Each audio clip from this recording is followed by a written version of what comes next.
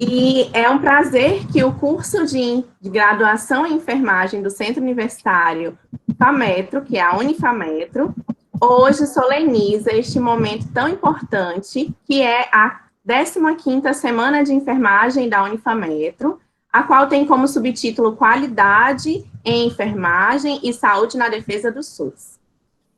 Todos sabemos que esse ano, de 2020, foi considerado um ano dos profissionais da enfermagem, né? Foi considerado pela Organização Pan-Americana de Saúde, pela Organização Mundial de Saúde, e todo esse destaque ao ano dos profissionais da enfermagem advém principalmente pela importância desse trabalho, que é um trabalho desenvolvido diuturnamente, 24 horas, junto aos nossos usuários de saúde, né? E como enfermeiros, nós somos profissionais com uma competência em que agrega não só o conhecimento, a habilidade ou a atitude, mas nós temos competências diversas que são munidas e direcionadas a diferentes áreas, como, por exemplo, a assistência, a pesquisa, a docência, o empreendedorismo atualmente, a promoção da saúde, a prevenção de agravos e a recuperação, né? Com isso, a gente sempre tem o intuito de melhorar a qualidade de vida do indivíduo enquanto pessoa, família e em comunidade, nos seus diversos contextos de vida e com seus diversos determinantes sociais de saúde. O enfermeiro traz também como competência a liderança em equipe, o ser educador e sistematizar a sua assistência. Para isso, a gente ressalta a Resolução 358/2009 do Conselho Federal de Enfermagem, a qual organiza o trabalho profissional de enfermagem enquanto método, pessoal e instrumentos, tornando assim a operacionalização do processo de enfermagem e a implementação nos seus diversos ambientes, públicos ou privados de saúde. Para tanto, o enfermeiro utiliza-se de 5 etapas do processo de enfermagem. São elas: histórico ou investigação, diagnóstico de enfermagem, planejamento, implementação e avaliação. A partir desse contexto nacional e internacional que envolve a enfermagem, nos organizamos para favorecer a nossa aproximação com vocês em meio a esse tempo, né, que é o tempo de pandemia, em que o distanciamento social é algo necessário, porém, a gente pode e precisa também se reaproximar, utilizando-se das tecnologias. E assim como a saúde, a gente pode utilizar-se das tecnologias para nos aproximar virtualmente. Portanto, preparamos com muito zelo, carinho e cuidado esse momento tão importante de aprendizado, com finalidade de trocarmos conhecimentos de forma leve, com diálogo, e também para nos capacitar enquanto profissionais, de modo a também nos fortalecermos enquanto força política, para que possamos também lutar como profissionais com direitos, como o piso salarial, as nossas 30 horas de enfermagem, e, acima de tudo, também nos enaltecer e nos valorizarmos enquanto ciências da saúde.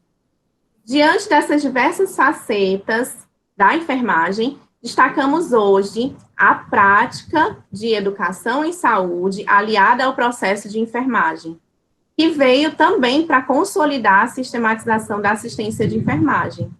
Portanto, eu, professora Fernanda Jorge Magalhães, professora adjunta da Faculdade de Enfermagem Nossa Senhora das Graças, da Universidade Estadual de Pernambuco, e professora da pós-graduação da Unifametro, desejo a todos boas-vindas e agradeço a todos os que fazem parte e se fazem presente nesse momento, para discutirmos e aprendermos cada vez mais acerca da temática práticas educativas com objetivos de aprendizagem fundamentada em diagnóstico de enfermagem. Também saúdo os nossos professores que estão aqui presentes, de diversas instituições, e os professores da Unifametro. Agradecemos também a nossa coordenadora do curso de enfermagem, professora doutora Edna Guerra, por nos apoiar e nos incentivar na construção e organização desse momento, que vai ser, com certeza, um momento tão rico para todos nós. Agradecemos também aos professores palestrantes, professora doutora Regina Cláudia Mello, professor mestre Antônio Adriano da Rocha Nogueira. E antes de dar a palavra a eles, eu preciso dar um aviso rápido a todos os participantes desse momento. E para isso, eu, como moderadora desse momento, os oriento a escrever os questionamentos no nosso chat, sempre seguido, após a pergunta, o nome de vocês, para que a gente possa consolidar esse momento e, ao final dos discursos, das palavras dos nossos palestrantes, a gente possa ter um momento de discussão em que esses palestrantes poderão realizar comentários ou sanar quaisquer dúvidas. Lembro-lhes também que a gente vai incluir um link de formulário. Esse link é para que vocês possam preencher e vai garantir a presença de vocês. Essa presença também vai contabilizar e garantir o certificado. O certificado será encaminhado por e-mail. Ok, gente, tudo bem até agora? Só me confirmem se está tudo ok. Tudo ok. Ótimo. Então, agora vamos dar início. Vamos dar início agora ao nosso webinar, que é intitulado Práticas Educativas com Objetivos de Aprendizagem Fundamentados em Diagnóstico de Enfermagem. Os nossos palestrantes são professora doutora Regina Cláudia de Oliveira Mello. Ela é doutora em enfermagem pela Universidade Federal do Ceará, especialista em educação profissional na área da saúde e enfermagem pela Escola Nacional de Saúde Pública, Fiocruz, especialista em enfermagem obstétrica e graduada em enfermagem pela Universidade Estadual do Ceará, é pesquisadora do Grupo de Pesquisa Saúde da Criança e Família, da UFC, tem atuação como enfermeira assistencial do Hospital Infantil Albert Sabin, da Secretaria de Saúde do Estado do Ceará e Departamento de Enfermagem da Universidade Federal do Ceará. É docente também do Programa de Mestrado Profissional em Saúde da Criança e do Adolescente e membro do Núcleo de Avaliação de Tecnologias em Saúde do IAS-PESA, parecerista dos periódicos da Revista de Rede de Enfermagem do Nordeste e membro do Comitê de Ética de Seres Humanos da Secretaria de Saúde do Estado do Ceará. Teremos também o professor mestre Antônio Adriano da Rocha Nogueira, graduado em enfermagem, mestre em ciências fisiológicas pela Universidade Estadual do Ceará, atualmente é doutorando do programa de pós-graduação em ciências fisiológicas da UES, vinculado ao Laboratório de Fisiofarmacologia da Inflamação. Docente dos cursos de enfermagem, educação física, fisioterapia e odontologia do Centro Universitário FAMetro, a Unifametro. Sejam todos muito bem-vindos. Desde já agradeço a atenção de todos. Aproveitem este momento. E eu passo agora a palavra à professora doutora Regina. E até mais. Já já a gente conversa novamente. Obrigada a todos. Obrigada, pela apresentação. Inicialmente, boa noite. Boa noite a todos. Obrigada pela presença. Eu quero, no nome da professora doutora Fernanda Jorge, agradecer o convite, Na verdade, eu vou repetir para os que chegaram inicialmente, hoje está sendo um encontro de amigos, A Fernanda, o Adriano.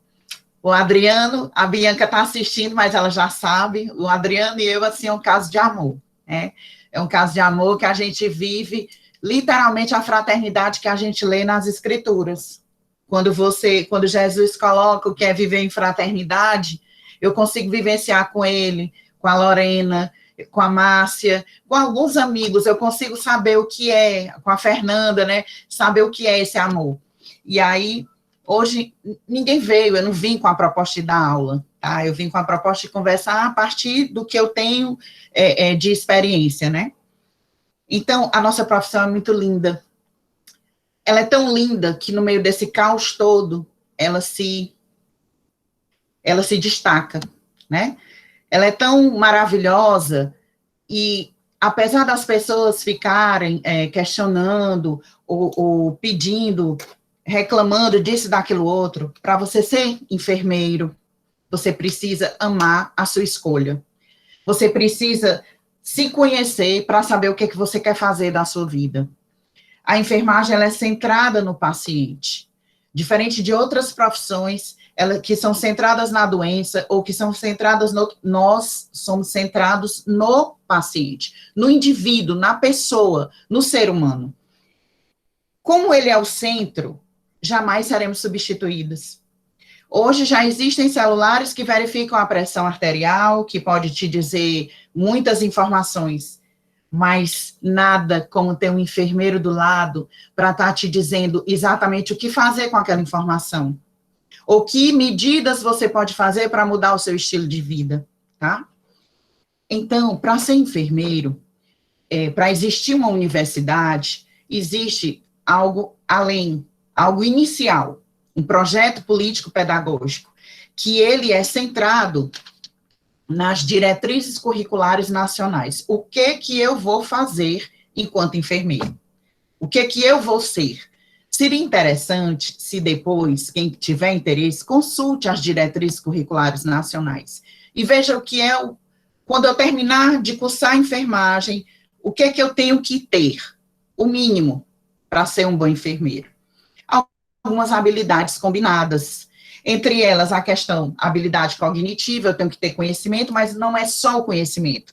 Eu tenho que ter habilidade técnica, mas não é a técnica pela técnica, não é saber fazer eximiamente uma sondagem ou um curativo, não.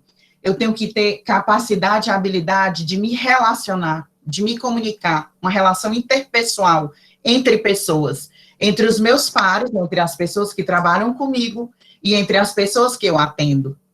Essa é a diferença. Eu tenho que construir, durante a minha trajetória profissional, relações profissionais confiáveis. E também relações com o meu cliente, uma relação de confiança. Como eu trabalho com criança, e quando ele diz assim para mim, tia, vai doer quando eu vou aplicar uma injeção ou fazer um procedimento, um curativo, algo doloroso. Se eu disser para ele uma mentira, essa criança jamais confiará em mim. E isso vai atrapalhar o nosso relacionamento de cuidado. Então, eu digo, vai doer.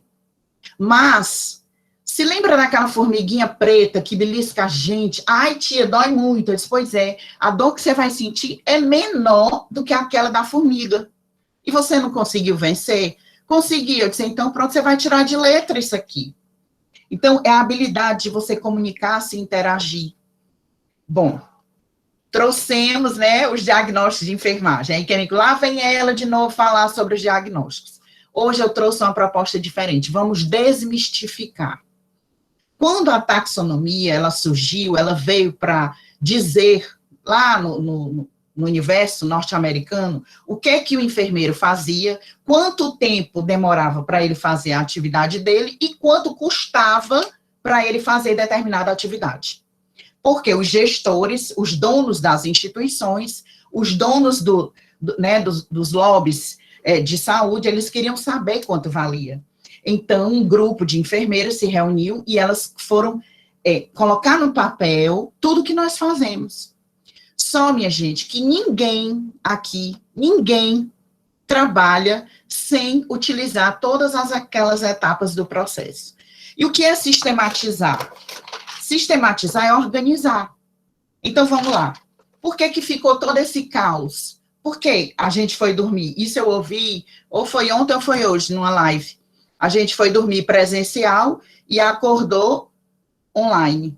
Não, ninguém vai poder ir para a universidade. Ninguém previu isso.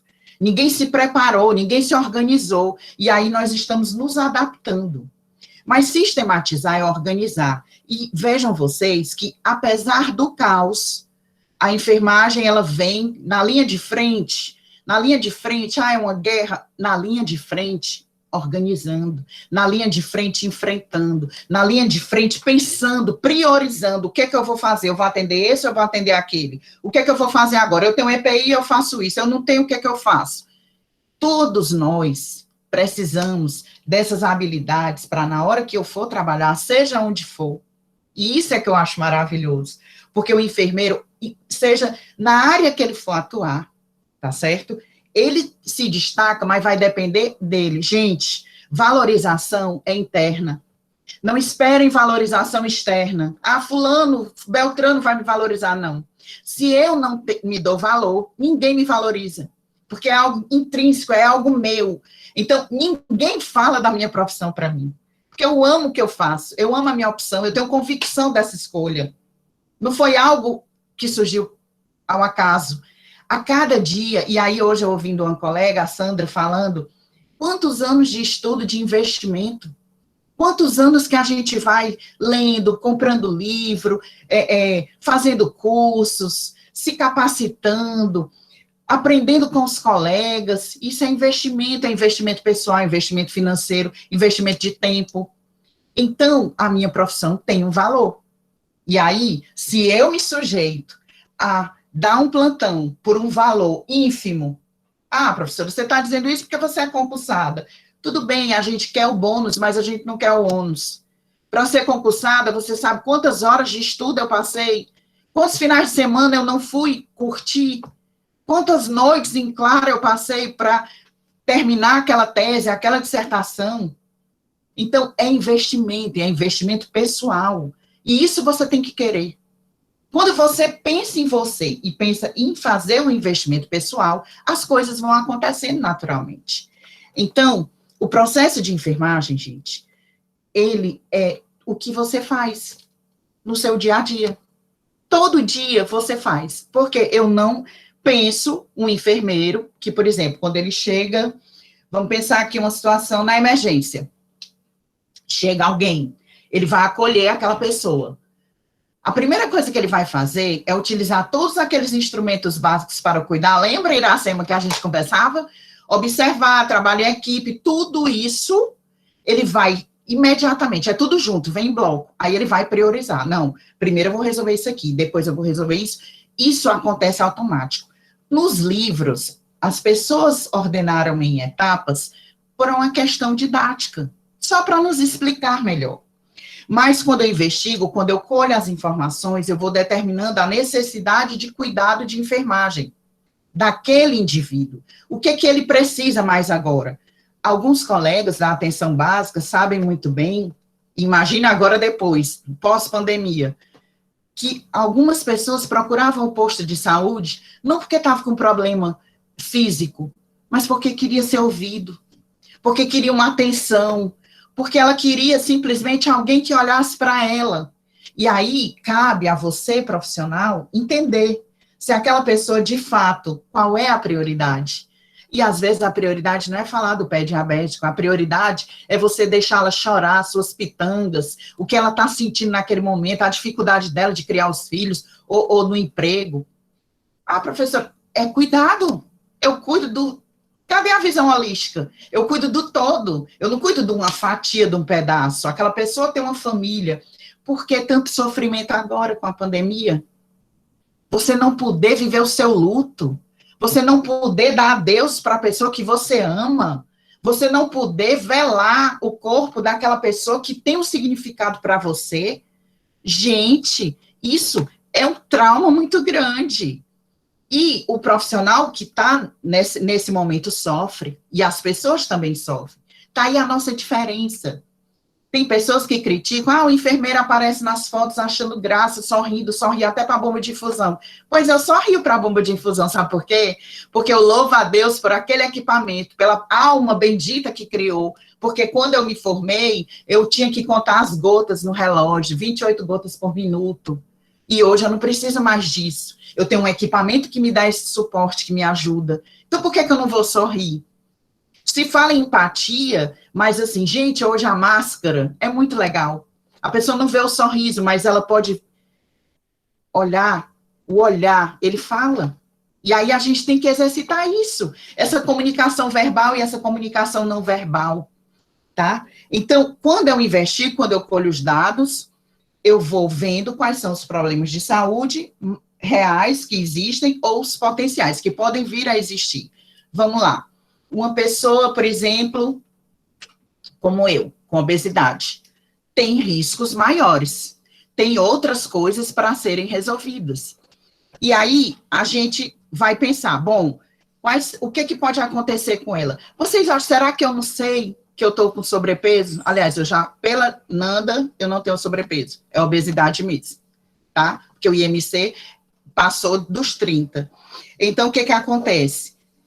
Será que eu não sei que a minha alimentação não é legal? Que eu não estou dormindo legal? É óbvio que eu sei. Mas eu não fui para uma consulta de enfermagem, porque eu acho que no dia que o enfermeiro me atender, e no dia que o enfermeiro conversar comigo sobre as minhas questões, que eu converso com a minha psicóloga, eu vou ter uma outra forma de enfrentar isso.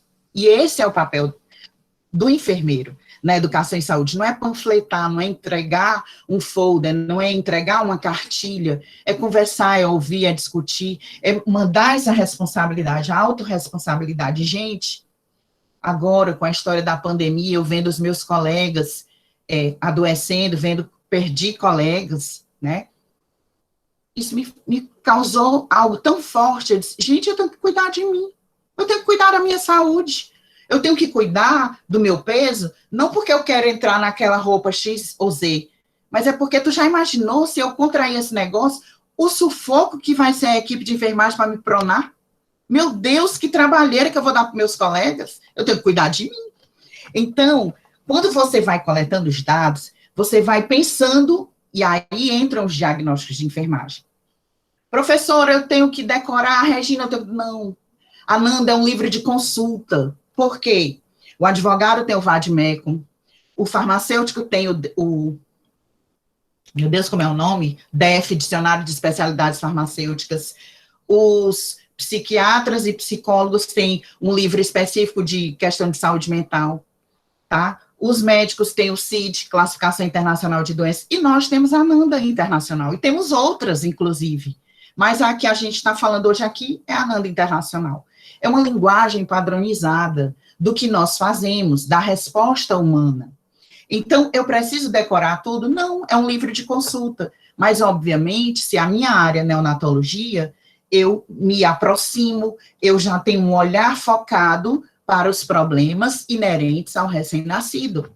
Se eu sou uma enfermeira da atenção primária, é óbvio que o meu olhar vai ser focado nos diagnósticos de promoção da saúde, ou outros diagnósticos. Se eu sou uma enfermeira da área da cardiologia, então eu vou focar naqueles diagnósticos que têm relação com o débito cardíaco, que esses eu não sei muito. Eu sei alguns da minha realidade quando passam crianças com cardiopatias congênitas. Então, a gente precisa tirar esse medo. Mas como é que pode? Se eu não me valorizo, se eu não valorizo a minha profissão, e se eu não valorizo a minha linguagem, como é que eu vou esperar que o técnico de enfermagem, por exemplo, que é da minha equipe, que eu lidero, ele valorize a minha prescrição? Se eu mesma não valorizo? Vocês estão compreendendo? Então, vai acontecendo naturalmente. Recebi o plantão, né, acolhi o paciente, vou vendo o que é que eu posso resolver, o que é prioridade, eu vou identificar o que é que eu posso resolver agora e o que é que eu quero, o que é que eu desejo, qual é a meta, qual é o resultado esperado. Vamos aqui, dor de cabeça. Quando você está com dor de cabeça, você vai procurar um analgésico, qual é o resultado esperado? Cessar a dor de cabeça. Tá? Eu estou procurando exemplos mais práticos para facilitar, porque às vezes, gente, também acontece muito, porque conhecimento é poder. Quem sabe, tem o poder. Então, às vezes, tem pessoas que se vestem de uma arrogância para mostrar que sabe muito. Tudo isso a gente faz, só que a gente faz de forma inconsciente. É tão natural, é tão que a gente faz de forma inconsciente. A gente nem percebe que sistematizou, que identificou o diagnóstico, que já vai pensando, vamos lá para a COVID. O paciente chega com desconforto respiratório, padrão respiratório ineficaz. E aí, qual é o resultado esperado? Eu quero melhorar a oxigenação daquele paciente. Eu, enquanto enfermeira, eu sei, eu aprendo que até 3 litros de oxigênio eu posso ofertar até que chegue um colega médico que faça a prescrição devida. Mas eu também tenho conhecimento que se eu alterar a postura dele e mantivê-lo em semi-Fowler, com a cabeceira elevada, ele vai melhorar e vai oxigenar melhor. Então, eu posso ir tomando medidas para melhorar o conforto daquele meu cliente. E aí eu vou implementando. Olha como as coisas são. Eu já vou implementando, eu já planejei, porque eu quero que ele melhore, aí eu já vou aplicando, eu já vou executando a prescrição. À medida que eu vou executando, eu vou avaliando. Aquilo melhorou a saturação dele? Melhorou a perfusão periférica? Como é que está? O lábio dele está cianótico? Como é que está? Então, é natural. E isso nós fazemos. E aí, gente, existe uma coisa que eu falei no início, comunicação verbal e não verbal. A documentação, o registro, ele é a comunicação não verbal. E a gente passa um plantão de 6 horas, 12 horas, 24 horas, às vezes até 36 horas. A gente sai esgotado e não registra absolutamente uma linha do que foi feito. E aí, juridicamente falando, é como se você não tivesse estado presente naquela relação cliente-enfermeiro. Não tem nada que sinalize que você esteve, porque você não registrou nada. Ah, mas é muita coisa para fazer, eu não tenho tempo. Gente, eu estou falando de um registro conciso, claro, objetivo. Eu estou falando de um registro relevante. Então, vamos lá. Eu tenho um cliente lá no meu setor, na CTI neonatal que eu trabalho. Ele foi evoluído durante a tarde, mas à noite houve uma intercorrência. E aí eu vou registrar a intercorrência que houve, o que foi realizado e como ele está naquele momento. Eu não vou fazer o histórico da admissão. Aquele histórico, a anamnese inicial, é no momento da admissão. Depois eu vou, por isso que o nome é evolução clínica, eu vou registrando à medida que esse cliente vai evoluindo, se ele vai melhorando. Então, o nosso registro, ele reflete o quadro do nosso paciente, então não precisa eu colocar determinadas coisas, tá certo? Que são desnecessárias, tá? Então, organizar e priorizar o cuidado. Você manter o foco no que é de fato importante, no que é relevante. Então, vamos lá. Será que, por exemplo, uma gestante, eu sempre dou esse exemplo, quem foi meu aluno sabe, uma gestante estava chegando lá na maternidade escola, e aí, na hora que ela foi subir a rampa, ela topou e a unha do dedão foi para o espaço. Chega a gestante em trabalho de parto e a unha é esfolada. Qual é a prioridade naquele momento? É a unha ou o trabalho de parto? É óbvio, você vai resolver a prioridade. No momento, eu posso até proteger a unha para não piorar a situação, mas no momento, o meu foco é acompanhar o trabalho de parto dela, verificar se realmente ela entrou em trabalho de parto. Então, é isso, gente. E a gente vai formando os hábitos de raciocínio que nos ajudam a obter essa confiança e essas habilidades à medida que a gente utiliza.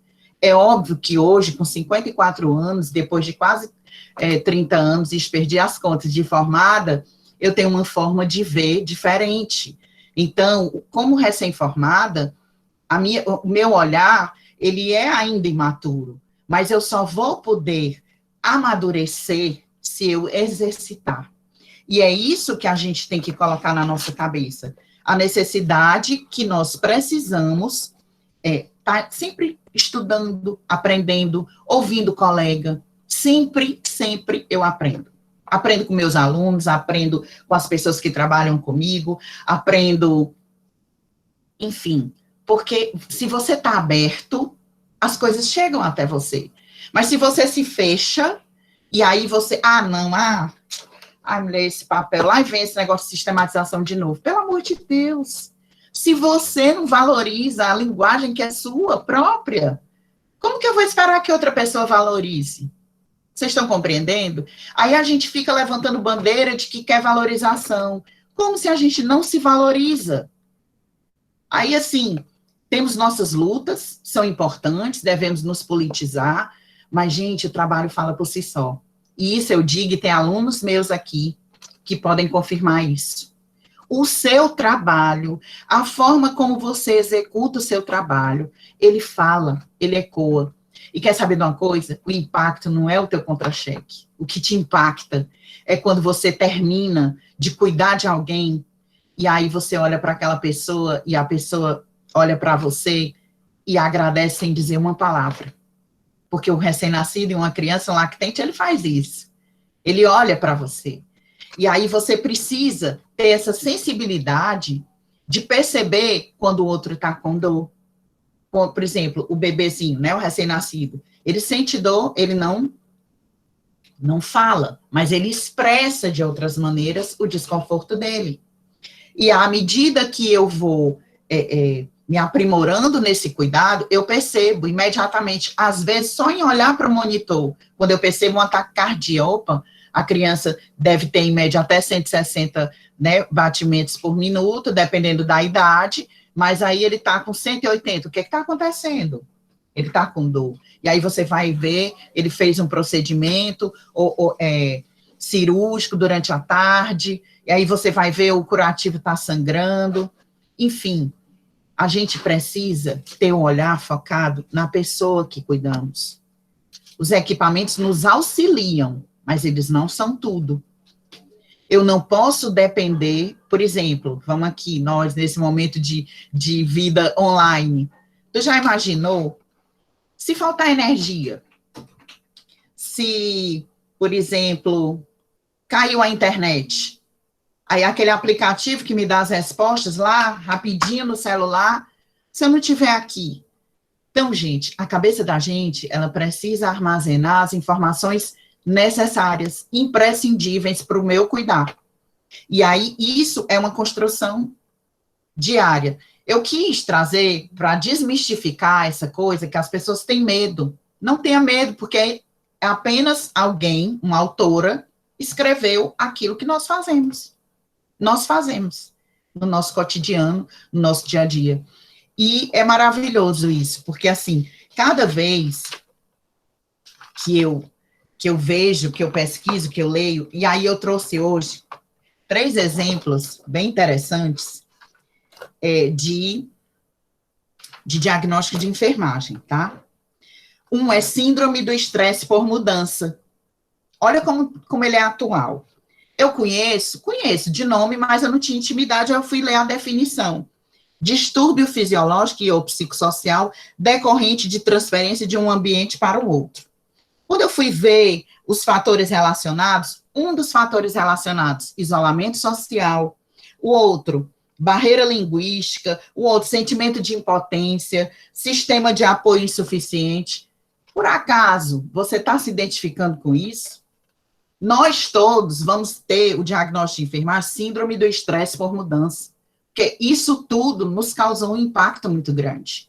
E talvez nós agora não tenhamos noção disso. Para uns foi muito difícil, para outros estão conseguindo sobreviver. Outro diagnóstico que me chamou a atenção, risco de lesão ocupacional. A Sandra falou na live dela há pouco tempo do número de profissionais da área da enfermagem acometidos por Covid-19 em consequência ao seu trabalho.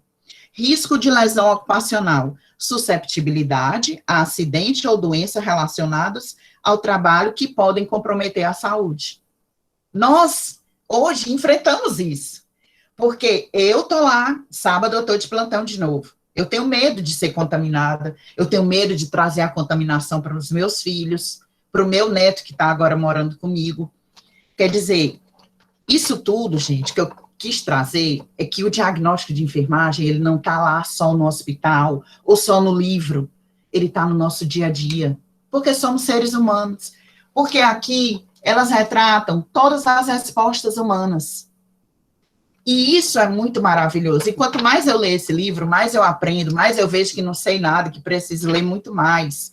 É incrível, assim, às vezes nas nossas pesquisas, na hora de estar, por exemplo, justificando, comentando, né, os resultados, é você olhar. A Nanda, ela te traz muitas respostas. E aí, hoje, olhando, eu fui ver a diferença, sabe, de obesidade e sobrepeso. E aí, eu já me identifiquei como obesa. Quando lá no departamento fizeram o levantamento das doenças, né, que eu não sou hipertensa, ainda não sou diabética, estou só com pré-diabetes, mas eu me intitulei obesa. Tenho consciência. E hoje, a relação do enfermeiro-cliente ela é diferenciada. Você precisa colocar essa pessoa para... Estamos vendo isso. As pessoas não querem utilizar a máscara para se proteger, para proteger o outro. É uma escolha. Então, eu sou sujeito, eu sou o protagonista do meu cuidado. Eu não posso esperar tudo que vem do profissional que cuida de mim. Eu não sei como é que está meu tempo, Fernanda, tu está controlando, né, que eu falo demais. Aí, assim, o que eu vou deixar para o professor Adriano trazer agora a questão da educação, e depois a gente complementa e vai conversando, porque, na verdade, a minha proposta era trazer para vocês que, para ser um bom enfermeiro, eu preciso me capacitar. Para me capacitar, eu preciso ter desejo. Esse desejo, gente, é como, por exemplo, você vai dançar. E aí você vai participar, você quer dançar balé. Ah, mas eu só gosto de dançar danças rítmicas. É outra história. Eu preciso de outro contexto. Até as roupas são diferentes, tá certo? É da mesma forma. Enfermagem, ela tem a sua própria necessidade. E eu tenho que mergulhar nessa ciência. Hoje, é como a colega falou, eu faço enfermagem por amor. Sim, fazemos por amor, porque amamos nos relacionarmos, né? Mas eu vou terminar esse momento falando o seguinte para vocês. Quando eu cuido do outro, quando eu me relaciono com o outro, eu aprendo muito mais. E isso, cuidando da dor do outro, eu esqueço da minha. E por que nós temos duas mãos? Deus, ele nos deu duas mãos. Uma para ajudar os outros e a outra para ajudar nós mesmos. Essa frase não é minha. Essa frase é de uma enfermeira chamada Ellen Lupton. E eu acho fantástica essa frase dela, porque Deus é perfeito. Ele não faz nada ao acaso. Tudo que ele faz é muito bem feito. Então, quando eu ajudo o outro, eu estou me ajudando muito mais. Obrigada. Agradecemos à professora Regina, muito obrigada pela explanação, né? Todo mundo aqui parabenizando, viu, professora Regina? Obrigada. Foi tudo maravilhoso, a senhora conseguiu trazer realmente o que é a enfermagem na prática e vivenciando os diagnósticos para educação e saúde, né? Então, muito obrigada. A gente sabe que a fala foi segura, trouxe um pouco dos relatos com relação aos momentos que a gente vive hoje, né, da nossa criticidade em meio a essa pandemia e o quanto a gente tem os nossos diagnósticos relacionados a isso, que a gente está vivendo tudo isso. E é importante a gente compartilhar enquanto pessoa e enquanto profissional, né? Muito obrigada pela sua fala. Estamos realmente muito felizes e orgulhosos pela sua fala. Agora eu vou passar a palavra ao professor Adriano, e ele vai também compartilhar um pouco sobre as práticas educativas e aliada aos diagnósticos de enfermagem. Pode falar, professor, muito obrigada. Boa noite a todos, né? É uma alegria muito grande, né, estar aqui com vocês, né, e poder compartilhar esse momento com a minha grande amiga Regina, né, uma pessoa com quem realmente eu tenho uma afinidade muito grande, a gente se identifica muito, né, a gente troca muitas ideias e eu aprendo muito com ela. Ela se expressa, assim, muito humildemente, mas eu aprendo muito com ela. É uma pessoa que me ensina bastante. Bom, a minha fala também vai ser um pouco de... Vou trazer aqui alguns conceitos, mas eu também gostaria de compartilhar algo também relacionado à prática, né? Como enfermeiros, nós desenvolvemos diversas atividades, né? Para promover o cuidado do próximo. E uma das ferramentas, um dos instrumentos importantes na nossa atuação é a educação, é trabalhar a questão educativa, né?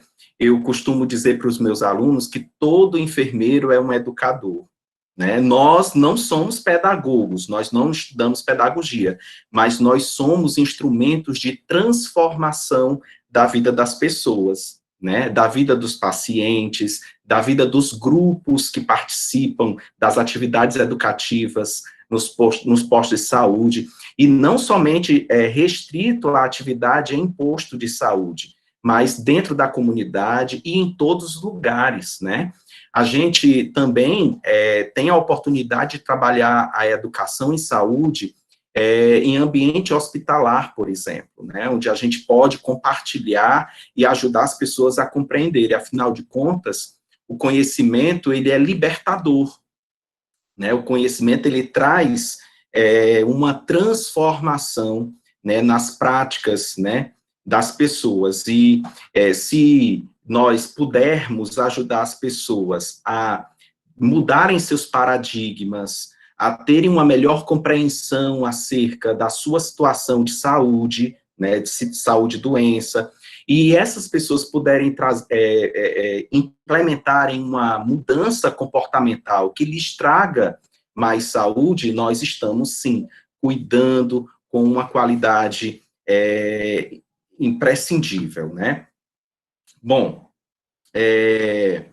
por que a gente quis trazer a questão dos objetivos de aprendizagem fundamentados nos diagnósticos? Primeiro, para a gente desenvolver atividades educativas em saúde, porque essas atividades, elas não devem acontecer ao acaso, de qualquer forma, né, elas precisam acontecer de forma planejada, né, assim como nós temos o processo de enfermagem, né, que é voltado para a questão do cuidado, nós também temos o processo educativo, que segue exatamente as mesmas etapas, que vai dar análise, né, com histórico, diagnóstico, planejamento, né, a implementação e avaliação. Então, a gente segue tudo isso também dentro da questão educativa, né?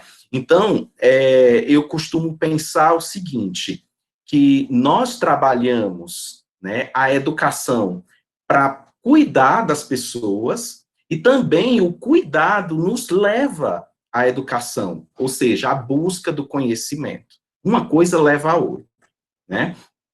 E aí onde é que entra a questão dos objetivos? É claro que nem sempre a gente tem como sentar e escrever, né, direitinho ali os objetivos que a gente vai desenvolver naquelas atividades educativas, mas eles precisam ser conscientes, a gente precisa ter a consciência da necessidade desses objetivos, né? É claro que se eu for convidado para desenvolver uma atividade educativa em um grupo, e esse convite é feito previamente, eu tenho tempo de me organizar, de planejar, né, o que vai ser feito, exatamente os objetivos que vão ser trabalhados. Mas, por exemplo, em um atendimento hospitalar, eu posso identificar a necessidade de aprendizagem e não ter ali naquele instante um momento de planejar o que é que eu vou ensinar, ou como é que eu vou abordar. Mas ainda assim eu preciso ter a consciência da necessidade desse objetivo, de ter um objetivo. O que seria o objetivo de aprendizagem? Que também é chamado de objetivo comportamental. O propósito, né, é a habilidade que a gente quer que as pessoas elas venham a desenvolver, né? Nem sempre essas habilidades elas são cognitivas. E muitas vezes quando a gente fala de educação em saúde, a gente pensa só de falar e que as pessoas elas vão aprender do ponto de vista cognitivo. Existem outros domínios de aprendizagem que precisam também ser considerados. É claro que o cognitivo é importante, né? Conhecimento teórico, né? A questão de desenvolver a memória com relação a algumas informações, o raciocínio, tudo isso é importante. Mas existe também outros domínios, como, por exemplo, o domínio psicomotor. Eu posso trabalhar com um paciente, por exemplo, como é que ele pode fazer a auto-administração da insulina, né? Para ele aprender a fazer... o conhecimento dele não é um conhecimento de memória, de raciocínio, é um conhecimento mais de manipulação, de procedimento, é um conhecimento prático, né? E para a gente poder identificar essas necessidades, né, para a gente poder, aliás, determinar esses objetivos que serão trabalhados na aprendizagem do paciente, a gente precisa conhecer quais são as necessidades, né? Existe um outro domínio também muito importante, que é o domínio afetivo. né? A gente, às vezes, como estou falando, foca muito na aprendizagem cognitiva, quando, às vezes, o grupo que a gente está trabalhando, né, ou então os pacientes que estão ali com a gente, têm necessidades de cunho afetivo, de aprendizagem afetiva, né? Por exemplo, necessidades relacionadas à autoestima, necessidades relacionadas ao enfrentamento de circunstâncias adversas, né? Então, essas questões, elas são muito importantes, né? Então, o que é que os objetivos os objetivos de aprendizagem requerem?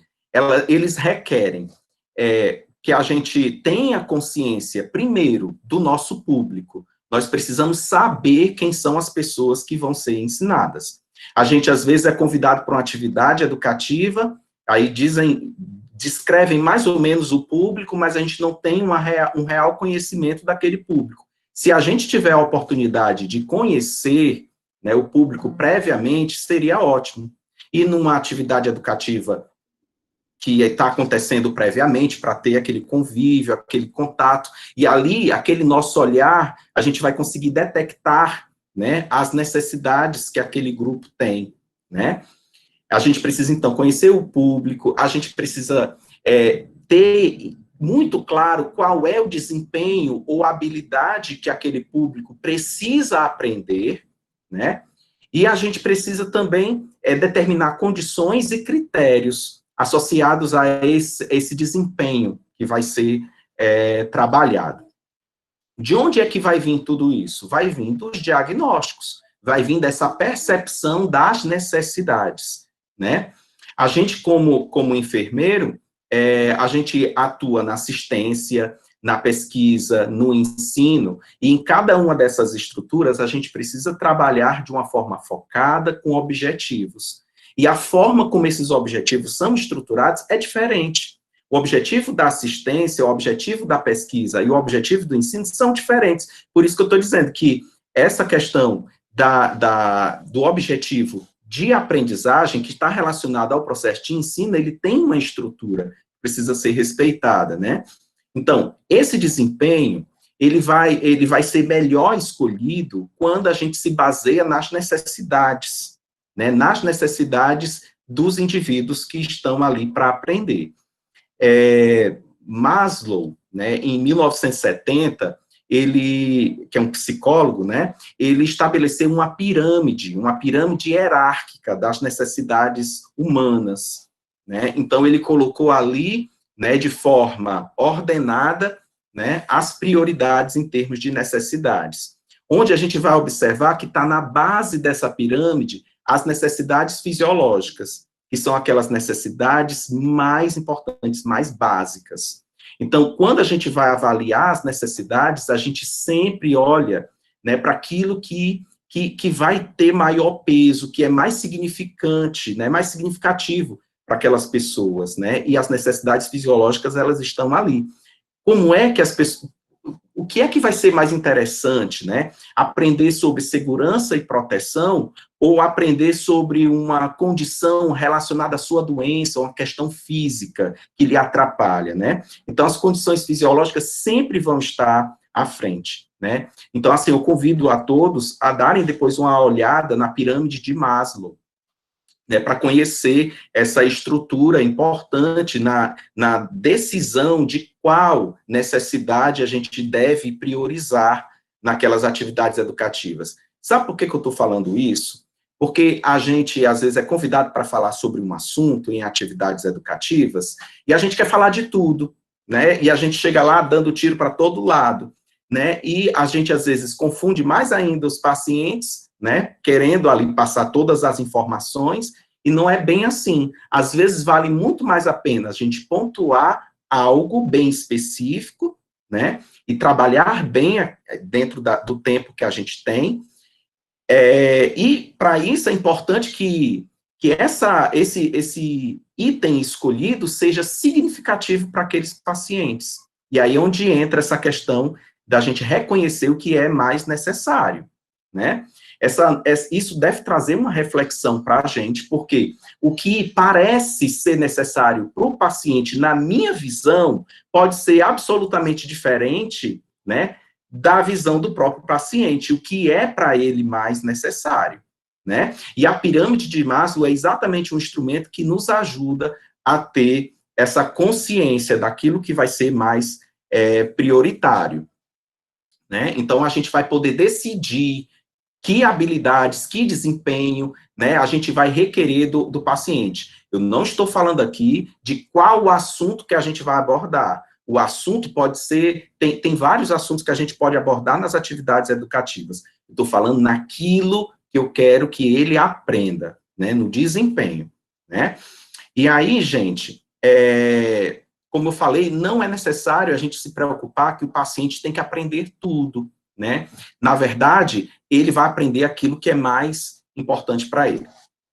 Eu digo sempre para os meus alunos, eu faço uma brincadeira nas aulas, né? Gosto sempre de levar a aula com muitas brincadeiras. Eu acho que esse humor é importante dentro dessa troca que a gente faz, né? E eu gosto de brincar com eles assim, eu digo, se eu convidasse vocês, né, eu sei que vocês estão aqui para se tornar enfermeiros, né, mas se eu convidasse vocês para estudar física quântica, né, quem aqui toparia? Né, mas eu vou, física quântica aprofundado, né, quem toparia? Ninguém levanta a mão. Eu ainda digo assim, é de graça, ninguém levanta a mão. Por quê? Porque eles não veem necessidade disso. Não veem a necessidade da física quântica para a vida deles, né? Mas, aí eu mudo a história, digo assim, agora, eu vou dizer uma coisa para vocês, está chegando uma empresa multinacional aqui na cidade, e eles vão contratar pessoas para trabalhar, o salário que eles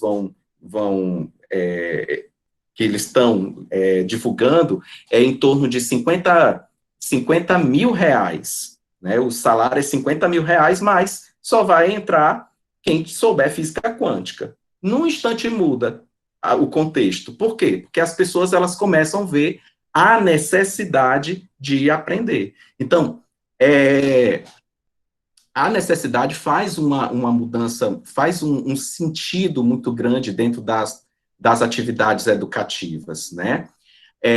O que mais importa para o paciente é aquilo que ele mais vai aprender, é aquilo que ele mais vai se voltar para aprender, né? E aquilo que mais importa para ele é aquilo que é mais necessário para ele. Então, os diagnósticos de enfermagem, eles entram dentro desse contexto, porque eles nos ajudam, são instrumentos, como a professora Regina mostrou, são instrumentos que nos ajudam a perceber as necessidades do paciente.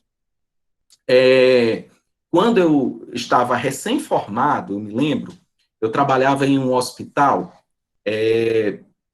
na região metropolitana de Fortaleza, e naquela época, os plantões, no plantão noturno eu era o único enfermeiro do hospital, então eu ficava ali, numa situação aperreada, porque eu tinha que cuidar de todos os setores, todo mundo precisava de mim ao mesmo tempo, era uma coisa, assim, bem corrida.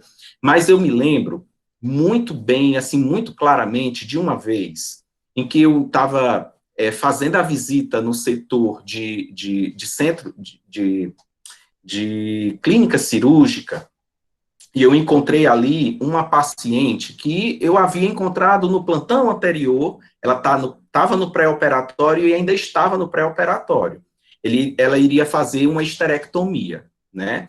E aí, quando eu verifiquei que a paciente ainda estava ali, e ela estava sozinha naquela enfermaria, porque todas as pacientes tinham feito a cirurgia, tinham ido para o pós-operatório, e ela estava ali sozinha. Eu fui no prontuário dela, fui dar uma olhada, e ela não fez a cirurgia por conta da pressão arterial dela, que estava muito alta, e continuava muito alta.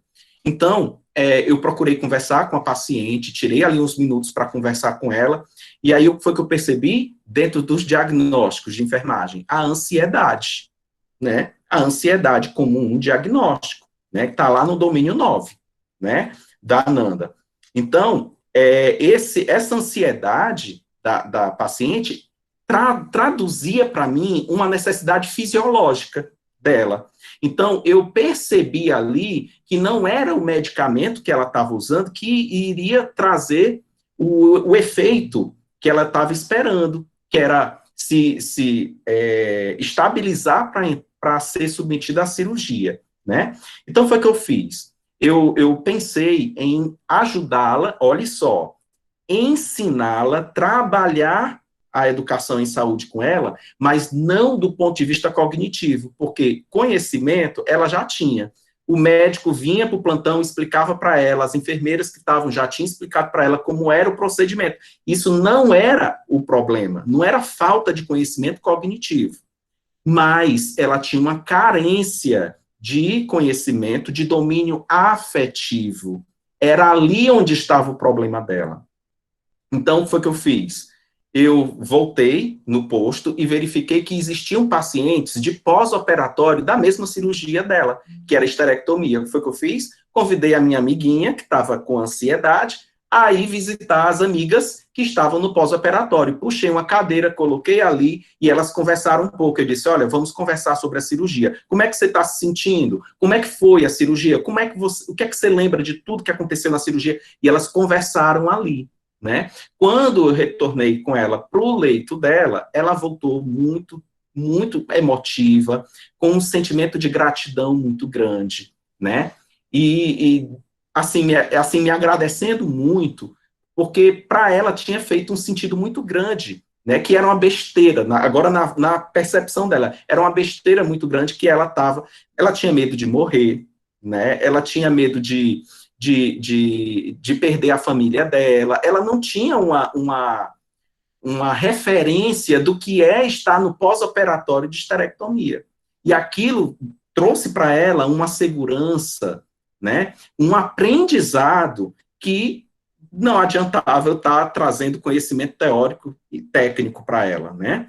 Aquilo precisava vir de uma outra experiência, né? É claro, gente, que cada um de nós tem diferentes experiências no nosso contexto profissional. Eu estou contando para vocês algo que aconteceu comigo e eu sei que acontece com vocês todos os dias, né, na vida profissional. É claro que em algumas situações a gente demanda de mais tempo, em outras não, mas a gente precisa priorizar o que é importante. Eu não podia sair daquele setor sem dar minha contribuição para aquela paciente, né? Tanto é que quando eu voltei, no meu próximo plantão, aquela paciente estava no pós-operatório, né? Que para mim foi uma grande alegria vê-la no pós-operatório, né?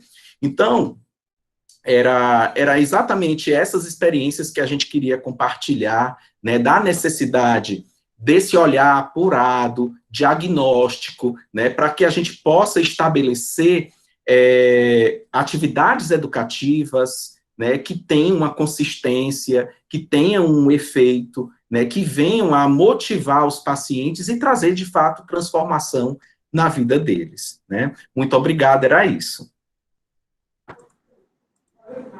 Muito obrigada ao professor Adriano, né? Com certeza veio para somar, junto com a professora Regina, né? Nos trouxe realmente a ideia da necessidade do nosso paciente, da gente conhecer o nosso público, né? Para que as nossas estratégias de educação em saúde sejam direcionadas ao que o paciente precisa, né? A necessidade dele, ao que ele quer realmente aprender. Né, e trouxe os diagnósticos de enfermagem também voltado aos aspectos afetivos e o como a gente precisa também trazer um pouco dessa questão da afetividade, não só fisiológica, não só da parte cognitiva do nosso paciente, mas também do contexto holístico, como a professora Regina também falou, né, das questões afetivas também, que a gente precisa ter esse olhar mais amplo enquanto enfermeiro. Então, quero parabenizar aos dois, parabenizar a professora Regina, ao professor Adriano, pela maravilhosa explanação, né? As pessoas estão aqui super contentes por conta desse momento maravilhoso, que eu já sabia que ia ser de aprendizado, de troca. Foi, assim, algo excelente. E eu queria agora passar esse momento para que a gente pudesse começar as perguntas. Quem tem algum interesse em fazer alguma pergunta, vamos abrir brevemente para as perguntas. E aí, fiquem à vontade, a gente ainda tem 5 minutinhos para conversarmos, para poder falar sobre o que sentiram, sobre os questionamentos. Fiquem muito à vontade. Alguém tem interesse de falar, comentar?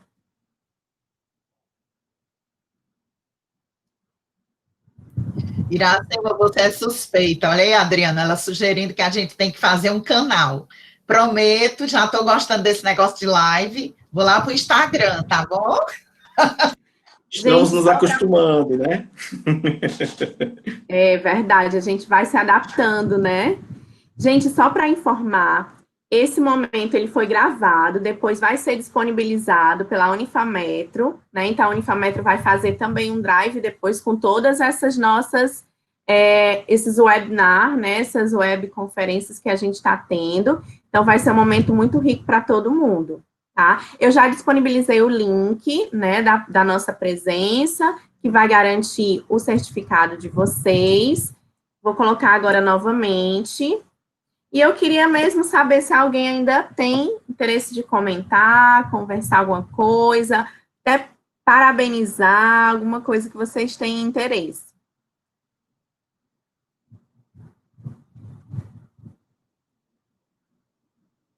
A Yasmin fez uma pergunta aqui, a Yasmin perguntou qual o conselho para quem tem dúvida nas especializações ou nas áreas de trabalho, urgência, emergência, etc. Qual o conselho de vocês enquanto professores? Quer falar, Adriana? Fala primeiro. Bom, com relação à especialização, né, é muito importante a gente fazer aquilo que, de fato, a gente consegue se encontrar, né? Eu acho que vai muito de você se encontrar, né? Então, a tua experiência, onde é que você sente que tem um desempenho melhor quando você está nos estágios, né? Eu acho que é muito importante a gente estar atento, né? Eu, por exemplo, eu tive bastante dificuldade, porque todas as cadeiras que eu ia para o estágio eu gostava. Eu ia achando que não ia gostar, disse, não, já gostei de uma área, na próxima eu já sei que eu não vou gostar dessa, não me identifico, e quando eu chego lá, que eu começo a me entregar no cuidado, a gente começa a se identificar, né? Então, assim, é claro que em algumas você vai se identificar mais, é exatamente nessas que você deve investir. Isso mesmo. Agora, aquilo que eu falei, esteja aberto. Se você está em dúvida, né, é porque você ainda não se encontrou, como o professor Adriano disse, mas a partir do momento que você se permite conhecer todas as áreas, inclusive hoje essa meninada, né, gratidão mesmo, sabe, porque hoje você vê o enfermeiro como empreendedor, dono de clínica, de imunização, sendo coaching, fazendo outras coisas que no tempo que eu me formei não existia. Então, não se preocupe agora em saber no que você vai se especializar, mas comece a ter um olhar para o mundo. Veja que as pessoas estão envelhecendo mais, estão vivendo mais, então, talvez fosse interessante eu ter um olhar. Outra coisa, as pessoas estão sofrendo mais psiquicamente, então a saúde mental também, ela já tem, mas não aquela coisa de querer trabalhar no manicômio, porque isso já não existe mais, graças a Deus, com a reforma psiquiátrica. Mas você está pensando a nível de ser empreendedor, trazendo, por exemplo, sabe o que eu estava pensando essa semana? Eu digo, mesmo com essa pandemia, tu já imaginou se tivesse um enfermeiro que trabalhasse com a saúde do idoso, fazendo uma visita, ou ligando, ou fazendo por videoconferência, conversando, dando um alento para esse idoso que está sozinho, isolado em casa? Será que não... Sabe? Então, assim, pensar nessas possibilidades que estão surgindo também com a pandemia. Pense grande, sabe? Pense além, para além dos hospitais. Professora Regina e professor Adriano, Francisco Aurigleidson está perguntando como o profissional consegue tempo para essas práticas, tendo em vista as inúmeras tarefas e o número reduzido de profissionais. E a Sabrina pergunta também o que os inspirou nessa belíssima carreira de prática e docência. Ah, tá. Bom, como o professor Adriano trouxe, né, o enfermeiro, ele é eminentemente educador. Inclusive, está escrito, fundamentado nas nossas diretrizes curriculares. Então, não é porque eu sou legal que eu vou querer acolher a nova geração. Não, está documentado. Por isso que eu falei, consulte as diretrizes curriculares nacionais. É responsabilidade de todo e qualquer enfermeiro ele capacitar, ele contribuir com a formação da nova geração. Então, isso já me apaixona, porque eu gosto muito de gente, desse relacionamento, né? Então, a docência, gente, eu amo, porque quando eu tenho que, por exemplo, falar sobre alguma coisa, eu vou estudar, eu vou ler mais, então eu aprendo muito mais do que ensino, tá? E, vixe, a primeira pergunta que ele perguntou... Foi relacionada a como fazer todas essas práticas com inúmeras tarefas e número reduzido de profissional. Vamos lá. O importante é você fazer aquilo que você pode fazer naquele momento e não se omitir. Vou dar um exemplo concreto aqui. Estou lá no UTI neonatal, com 12 incubadoras, com meninos graves, e entra a mãe com a mama túrgida, a mama cheia, plena, ela incomodada, eu percebia no andar. Então, eu tinha coisas para fazer, eu estava ocupada com outros procedimentos, mas eu não podia deixar passar. E aí eu chamei, sentei, conversei com ela, fui orientando, fiz um alívio, fiz uma massagem de alívio e encaminhei para o ambulatório, tá certo? Então, isso, gente, tempo é administrar. Tempo é administrar. E o que a gente está vivendo agora está mais do que nos ensinando. Não adianta você querer, não, é arrumar desculpa. Ah, eu não faço porque eu não tenho tempo. É arrumar desculpa para não fazer. Me desculpe. Faça aquilo que você pode fazer dentro do seu tempo. É prioridade, é decisão, é querer fazer. Professor Adriano quer complementar alguma coisa? Sim, sim. Como até coloquei na fala, a questão da gente ser educador. Então, onde quer que a gente esteja, a gente vai estar, assim, tendo a responsabilidade de desenvolver atividades educativas.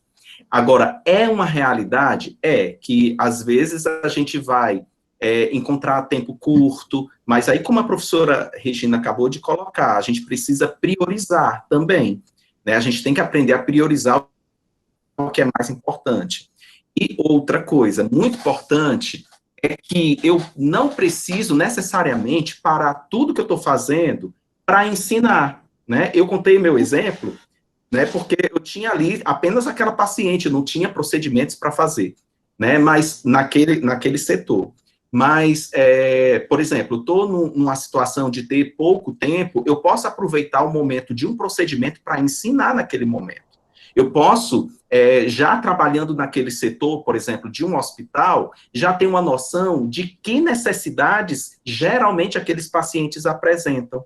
E eu posso organizar, inclusive, materiais educativos para ter naquele posto. Por exemplo, a professora Regina falou da mama engurgitada. Então, já que é um problema já recorrente naquela unidade, ela pode ter ali, de repente, um flip chart, onde ela pode mostrar como é que é a mama, e ali, naquele instante, ali, num minutinho, ela organiza e faz atividade educativa.